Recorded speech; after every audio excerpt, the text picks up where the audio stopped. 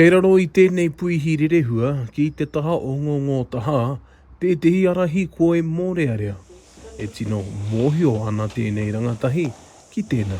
In that moment, I couldn't really feel anything, but then it did kick in later on. I was in a lot of pain with my arm and both of my legs, and it was just, everything was very sore.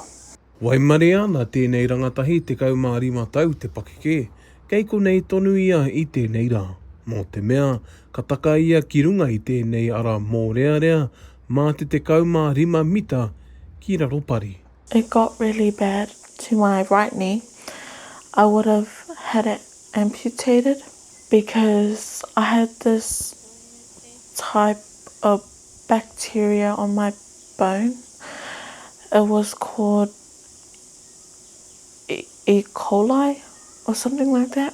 Koinei te mutunga mai o ana wharanga, kei te tūru wīra tonu a Kuranui e whakapiki o rāna.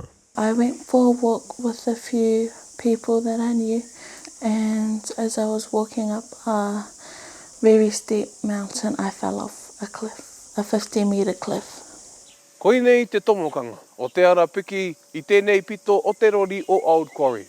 E māramana te kite, kaore he whakatūpato I ngā mōreareatanga mo tēnei ara I tata whakamate I a Kuranui. I just hope when people walk up a track that high, just to be safe and to be mindful of your surroundings where you're walking. Just be careful. He roa tonu te huarahi ki te whakaoranga mo tēnei rangatahi. Hei a koe nei e āhei ana ia, ki te whai I ona moe moea, ki te ako me pēhea te tunu kai. Te Kawa Paora, Aukaha.